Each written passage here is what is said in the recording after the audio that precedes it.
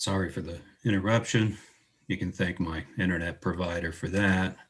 Let's finish this up and go through this last page of notes and one more little brief proof. Theorem 8.10 states, for f sub I mapping g sub I into h sub I, where I ranges over indexing set capital I, our usual setting, a family of homomorphisms defined on a family of groups yielding another family of groups. So we've got the g sub i's, the h sub i's, and the homomorphisms.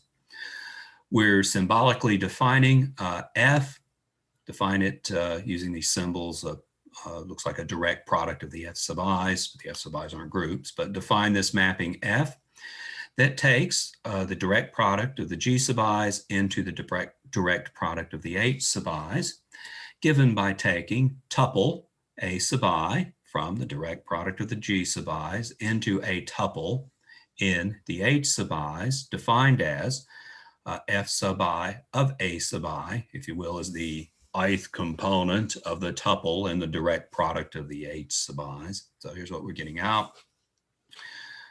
The claim is, if the f sub i's are homomorphisms defined in, and we define f in terms of the f sub i's is given, then f itself is a homomorphism. It's a homomorphism of the groups such that f maps the weak direct product of the g sub i's into the weak direct product of the h sub i's.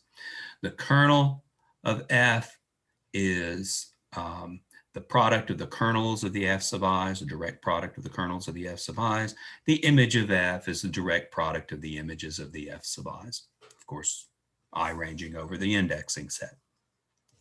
So if each f sub I is a homomorphism, then f itself is a homomorphism, and here's some additional properties of it. If f is a monomorphism, or respectively an epimorphism, or excuse me, f is an epimorphism or homomorphism if and only if each f sub I is epimorphism or homomorphism. In other words, we know the f is a homomorphism. In addition, we get that it's surjective or injective, it's onto or one-to-one, provided each f sub I is. So if the f sub i's are isomorphisms, for example, then so is f. A corollary to that is the following, and let's just go to the proof, and we'll read the statement there as well.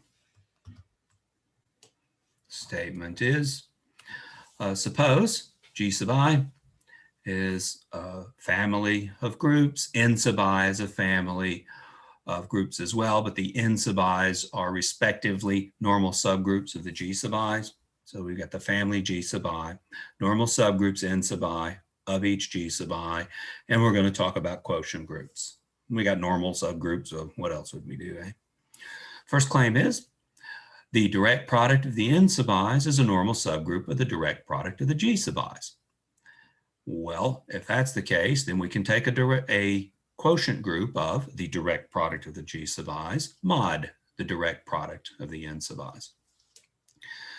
And in doing so, the claim is that quotient group is isomorphic to the product of the quotient groups G sub I, N sub I, so direct product of G sub I mod N sub I.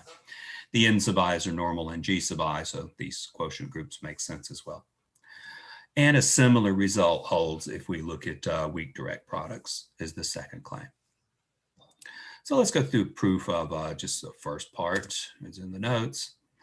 For each index I, let pi sub I map G sub I into this quotient group be the canonical epimorphism.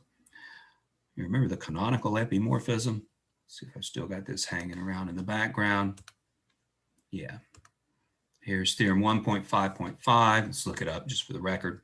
Remember, canonical epimorphism, mapping a group into a quotient group, was given by taking an element of the group and then associating it with a left coset, say, of this group in right coset. Doesn't matter, it's a normal subgroup. Left and right cosets coincide.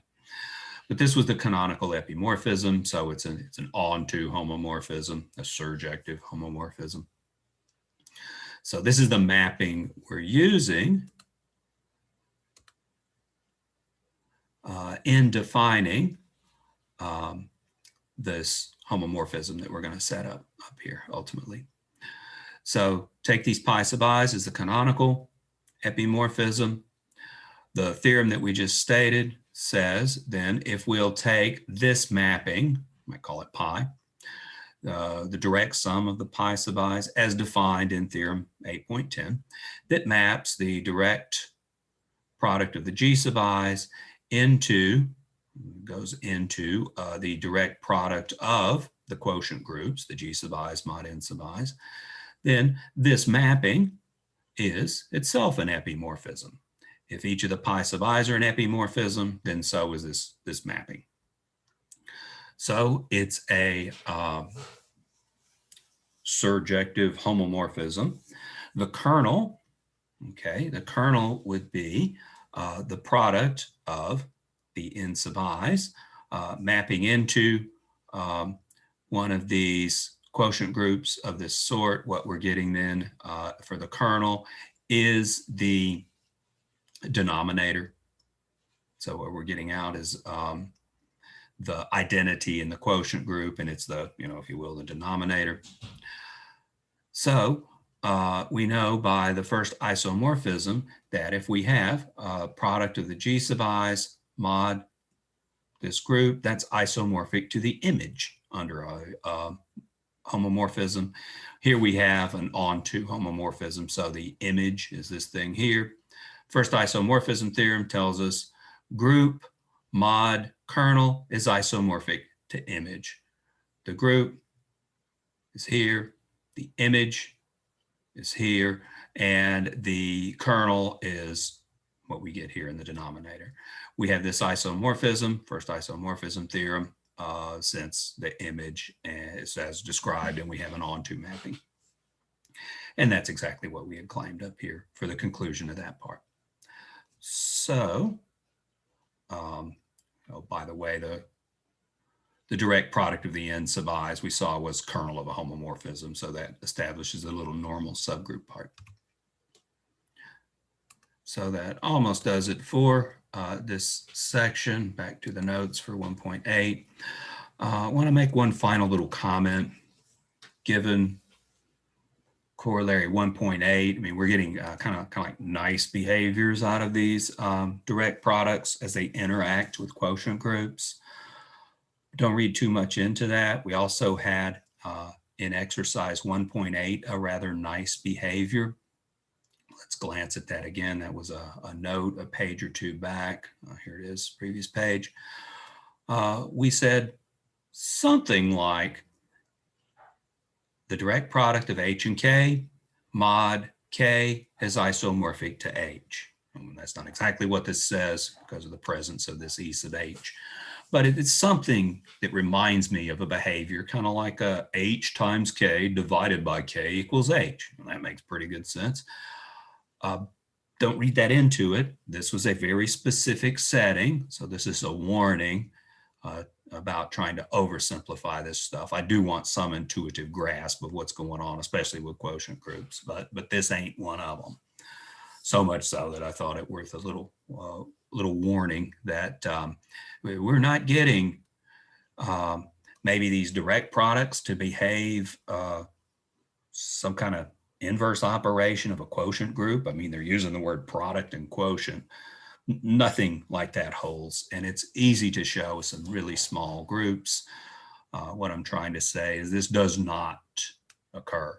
If I take G mod n and then take a direct product with n, I mean, we don't get something that's isomorphic to G. Consider, for example, G equals the integers mod 4. Let's take the normal subgroup of order 2, 0 bar, 2 bar, group of order 2, it's isomorphic to Z2. N's a normal subgroup of G. Hey, G's an abelian group, so all subgroups are normal. If we take G mod n, that would be Z4 mod, this group of order 2. That would yield a group of order 2 and give us something isomorphic to Z sub 2. So if we take G mod n, direct product within itself, we get something isomorphic to Z2, something else isomorphic to Z2. We'd get a direct product that's isomorphic to Z2 cross Z2. That's the Klein 4 group, commonly denoted with a V for Vier, German for 4. But that's a Klein 4 group, and that's not isomorphic to Z4. So here we have G is Z4. Z4 is not isomorphic to Z2 cross Z2. Z2 cross Z2 is isomorphic, I should have here, isomorphic to G mod n times n for these specific choices for G and n. So anyhow, G is not necessarily isomorphic to G mod n, direct product within. If you're looking for a connection between direct products and quotient groups, that ain't it.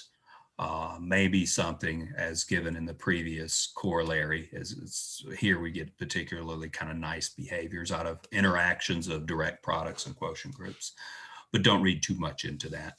We get no behavior that you might speculate is given here in this final note. And that takes care of section 1.8. So next comes group presentations in section 1.9. So I'll see you there shortly. Have a nice day.